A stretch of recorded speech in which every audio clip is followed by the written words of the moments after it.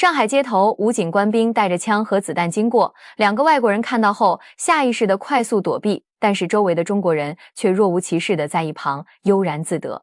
这一幕让不少外国网友感到困惑，为什么只有中国人对他们的士兵没有任何的恐惧？这是一个老外想破脑袋都想不明白的问题。因为在大多数老外眼里，士兵其实就是拿着武器的恐怖分子。国外75岁老人和警察发生冲突，警察毫不留情地将老人推倒在地，头部瞬间鲜血直流。其中一名警察准备上前查看，却被阻止。10几名警察对生命视若无睹。外国男子在卫兵前踢正步，结果被卫兵抬手给了一巴掌。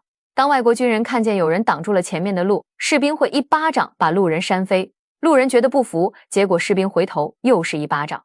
所以外国人一看到他们，第一反应就是害怕，恨不得离得远远的。在他们眼里，自己士兵的身份就是要比普通老百姓高人一等。而我国军人在路上遇见老人，会主动选择绕道，遇到突然出现的小孩，会立马原地踏步。在中国，老百姓可能会抱怨生活压力大，会吐槽社会问题，但从来不会有人说解放军的不是。在国外，士兵带枪是为了保护自己，所以满大街都能看到武装巡逻。但在中国，军人的枪是用来保护人民的，所以我们很少看到他们随身携带武器，这恰恰引来了外国人的不理解。曾经有个美国人在网上质疑，中国军人休息时连武器都不带，连站岗的都没有，万一被偷袭怎么办？这样的军队能有什么战斗力？我只觉得可笑，甚至可怜。在自己的国土上，军人竟然要拿枪防备老百姓。真要有人敢偷袭解放军，我敢保证他们连那条街都走不出。因为中国军人不需要用枪来证明自己。当年澳大利亚发生森林大火，消防员说这种火人救不了，直接让居民撤离，结果大火烧了整整4个月。而在中国，同样的大火，我们的消防官兵二话不说就往火场里冲，再危险也不退缩，最后只用了7天就把火扑灭了。大家好，我是微笑，今天聊聊外国人无法理解的中国人民解放军。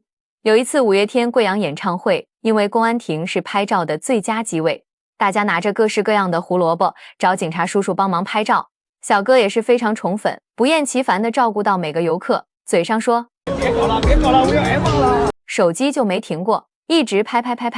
粉丝们也是很照顾小哥，还送了喝的。别回来呀！你快回来呀！看给小哥急的，谁懂这句话的无力感啊？看了评论才知道，不能收，收了违反纪律；不能追，追了擅离职守；不能丢，丢了可能更麻烦。虽然小哥很着急，但是在大家欢声笑语间，感受到的是警民一家亲的温暖。对外扬我国威，对内铁汉柔情，这就是中国军警的浪漫。当中国3军仪仗队亮相莫斯科，留学生排了一下午队，只为看一眼娘家来的人，但当地警察却拦着不让合影。热心的首长看到后，接过网友递来的手机帮忙拍照，张神图。镜头里中国军人的气势一览无余，还给网友拍了视频。阅兵候场时，其他国家的队伍都在放松，只有3军仪仗队一动不动。看到国人在窗口举起平板投射5星红旗为他们加油，仪仗队队长立刻带领队伍集体挥手回应。那一刻，隔着屏幕都能听见心跳的共鸣。当然，如果你有特长，你还能够获得号令3军的机会。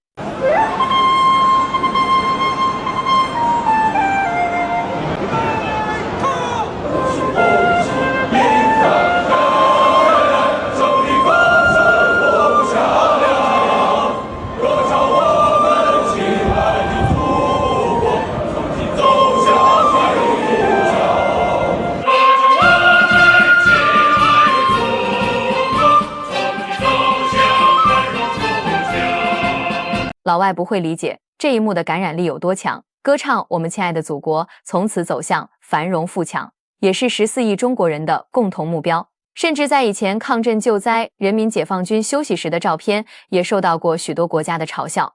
他们嘲笑中国军队没有警惕意识，在休息时，他们不仅没有武器，甚至没有站岗的人，这样的队伍能有什么战斗力？但他们不知道的是，在灾难来临之时，解放军才是守护人民的坚实屏障。解放军来了啊！解放军。而我国也是唯一一支在救援时不携带武器的军队，因为外国部队去灾区，难民可能会向他们扔石头，而中国灾区人民向解放军车扔的，杀伤力最大的就是西瓜和榴莲。有些战士被砸得满头包，与之相比，西方军人手握冲锋枪，腰间别有催泪弹，而我们的战士手中拿的是水桶扁担，肩上扛着的是铲子和铁镐，腰间缠着的是救援绳。贵州榕江突发特大洪灾，人民子弟兵第一时间前往救援。灾后重建时，大型机械进不去，他们就徒手清淤泥，一车车拉渣土，用双手为村民重筑家园。当救援队在前方冲锋时，榕江百姓也在后方全力托举。书记一句：后勤只吃3分饱，多打1份送前线。70多岁的老奶奶送来新鲜菜，老人现打30斤稻谷捐出。物资捐献点堆满自发送来的存粮蔬菜，只为让战士们吃饱。而子弟兵也疼惜百姓心意，前一天剩的盒饭舍不得丢，第二天在等饭的时候拿出来吃了。大家都说能吃就吃，别浪费粮食。新鲜的饭菜送来的时候，他们就没有留心的了，留给还没有吃饭的人吃。子弟兵护民，百姓念兵，这一刻军民鱼水情具象化了。然而这一切在外国媒体眼中却成了作秀，他们甚至声称，一个军人若不是在战场上流血牺牲，那么他的付出便毫无意义。这种观点让人忍俊不禁。抗日战争时期，解放军战士不拿群众一针一线；抗美援朝时期，他们一代人打完3代人的仗。1998年，长江发生特大洪水，无数人民解放军士兵立即冲上前线，他们每个人都喝了1碗送行酒，穿着薄衣服，毫不犹豫地跳进了汹涌的洪水中。每当民众遇到困难，他们总是冲锋在前。面对森林火灾时，美国的消防员接受富豪的雇佣，水库的水被资本控制，任由平民的房屋被烧成灰烬。而2022年重庆发生山火后，我们的消防员和志愿者一起组成了一道人墙防火长城，左边的火光和右边的人墙汇聚成了一个振奋人心的人字。当时的国外网友一味地嘲讽中国灭火技术落后，或许直到看到投入灭火的直升机因为强风无法起飞，自己的家园被烧成灰烬时，他们才会意识到科技没办法到达的地方，人民和信仰能到。军队保护人民，人民也会是他们最坚强的后盾。以前是，现在也是。那为什么世界上所有的军队，只有中国军队敢叫人民子弟兵？如果你真的了解过世界各国的军队，就会发现，在中国人民迎着军队走。那么究竟是什么原因让中国独有一份世界各国难以理解的军民鱼水情？中国究竟是如何锻造出了一支军民齐心的钢铁部队？说起人民子弟兵这个称呼，我们就必须回到那个风雨如晦的年代。1927年，当毛主席领导秋收起义的时候，就已经为我们这支军队的性质定下了基调。这是工农的军队，这是人民的军队。你们想过没有？为什么我们的军队从诞生之日起就与其他军队截然不同？关键就在于毛主席的伟大远见。在三湾那个小村庄里，毛主席进行的三湾改编彻底改变了中国革命的命运。从此，我们的军队不再是旧式军阀的队伍，而是真正属于人民的军队。党支部建在连上，官兵一律平等，这在当时是多么革命性的创举。更让人震撼的是，毛主席亲自制定的3大纪律8项注意，把我们的军队和人民的命运牢牢地绑在了一起。不拿群众一针一线，一切缴获要归公，借东西要还。这些看似简单的条文，实际上体现的是什么？体现的是我们这支军队对人民的根本态度。这绝对是世界军事史上的奇迹，哪支军队能做到这样？1929年古田会议的召开，更是在我军建设史上具有里程碑意义。会议彻底确立了党指挥枪的根本原则，确保我们的军队永远不会变质，永远不会背叛人民。这个原则有多重要？它保证了我们的军队始终是党和人民的军队，而不是任何个人的军队，不是任何利益集团的军队。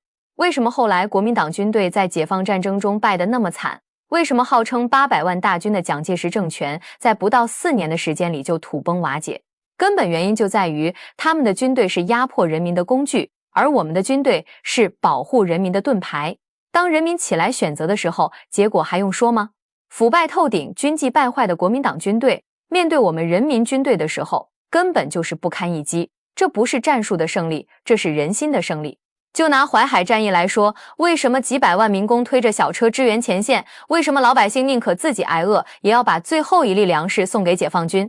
因为人民知道，这支军队是为了他们而战，这支军队打胜了，穷苦百姓就能翻身当家做主人。这样的军民关系，这样的鱼水深情，是任何一支旧军队都无法比拟的。正是因为有了毛主席的英明领导，有了党指挥枪的根本原则，有了严明的纪律约束，我们的军队才真正成了人民的子弟兵。从井冈山到延安，从抗日战场到解放全国，这支军队始终与人民同呼吸共命运，这就是我们胜利的根本保证。历史事件的魅力就在于，你每多了解一个细节，对整个画面的感知就会更深一层。新中国成立了，我们的人民军队是不是就可以高枕无忧了呢？绝对不是，真正的考验才刚刚开始。我们的子弟兵用一次次的实际行动，证明他们没有辜负人民子弟兵这个光荣称号。1950年，新中国刚刚成立1年，百废待兴，帝国主义却把战火烧到了我们的家门口。面对以美国为首的联合国军的嚣张气焰，我们的志愿军毅然跨过鸭绿江，打响了抗美援朝战争。你们知道吗？当时美国人根本没想到中国会出兵，他们以为刚建国的新中国不敢跟他们叫板。但是我们的人民子弟兵用钢铁般的意志和血肉之躯，在朝鲜战场上把不可一世的美军从鸭绿江边打回到38线以南。长津湖战役中，我们的志愿军战士在零下40多度的严寒中，用血肉之躯冲击美军的钢铁防线。上甘岭战役中，我们的英雄们在敌人疯狂轰炸下，坚守阵地43天，创造了世界战争史上的奇迹。这一仗打出了新中国的国威军威，让全世界都知道中国人民是不好惹的。1962年，印度在我国边境地区不断挑衅，企图蚕食我国领土，我们一再忍让，一再警告。但是印度当局却得寸进尺，既然你不听劝告，那就让你见识一下人民子弟兵的厉害。中印边境自卫反击战仅仅进行了1个多月，我军就彻底击溃了印军的嚣张气焰，收复了被占领土，维护了国家尊严。印度军队在我们面前根本不堪一击，这一仗让周边那些妄图趁火打劫的宵小都老实了。1979年，越南忘恩负义，在我国边境挑起事端。我们的自卫反击作战再次展现了人民军队的威严。这些战争的胜利说明了什么？说明我们的人民子弟兵不仅能够保卫祖国，更能够拒敌于国门之外，让那些妄图侵犯我们的敌人付出惨重代价。但是我们的人民子弟兵不仅是战场上的英雄，更是和平时期人民的守护神。前面98年大洪水已经说过了，当滔滔洪水威胁着人民群众的生命财产安全时，是谁第一时间冲到了最前线？是我们的人民子弟兵。他们跳进汹涌的洪水中，用自己的身体筑成人墙，保护堤坝，保护人民。有多少战士在抗洪一线累倒了？有多少官兵为了救人民群众献出了宝贵的生命？2008年汶川大地震震惊世界，当大地剧烈摇晃，山川移位的时候，又是谁第一时间赶到现场？还是我们的人民子弟兵。他们不顾余震危险，不顾山体滑坡的危险，徒手挖掘废墟，搜救被困群众。多少官兵连续作战几天几夜不合眼，多少战士的手都磨出了血泡，却还在坚持。那句就是用手挖也要把群众救出来的豪言壮语，感动了多少中国人，感动了全世界。这就是我们的人民子弟兵。无论是抵御外侮还是抗灾救险，他们始终冲在最前面，始终把人民的利益放在第一位。这样的军队，人民能不爱戴吗？这样的子弟兵，人民能不信任吗？也许有人会说，军队保护人民，这不是天经地义的事情吗？哪个国家的军队不是这样？如果你这样想，那就大错特错了。结合前面我举例说的中外军队的对比，你才能真正理解我们的人民子弟兵有多么珍贵。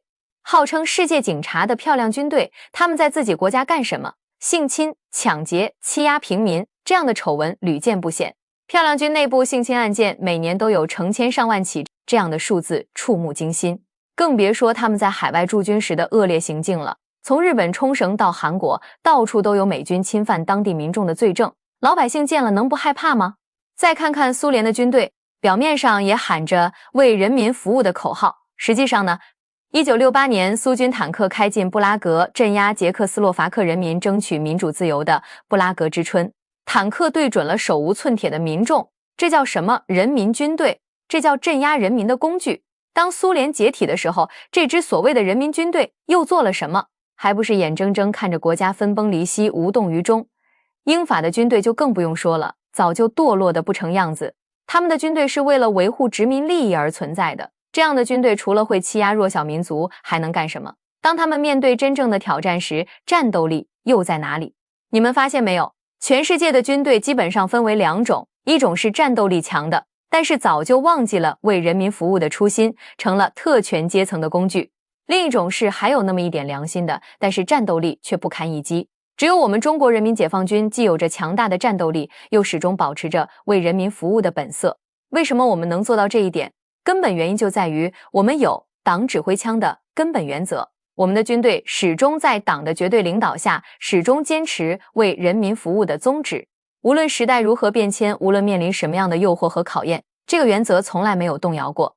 更让人感动的是，我们的人民子弟兵从来不以救世主自居，他们始终把自己当作人民的儿子。他们说的最多的话是什么？为人民服务。他们做的最多的事儿是什么？默默奉献，不求回报。这样的军队，这样的品格，岂是那些雇佣兵式的军队能够比拟的？正是因为有了这样的人民子弟兵，我们中国人民才有了这样一种独特的安全感。不管遇到什么天灾人祸，不管面临什么外敌入侵，我们都知道有人在保护我们，有人愿意为我们付出一切。这种安全感是用多少钱都买不来的，是多少先进武器都替代不了的。这就是我们的人民子弟兵，这就是我们军民鱼水情的真实写照。放眼全球，这样的军队确实是独一无二的存在。我们为拥有这样的人民军队而自豪，我们为生活在这样的国度而骄傲。最后，微笑希望你的订阅，让我们一起见证祖国的辉煌成就和美好未来。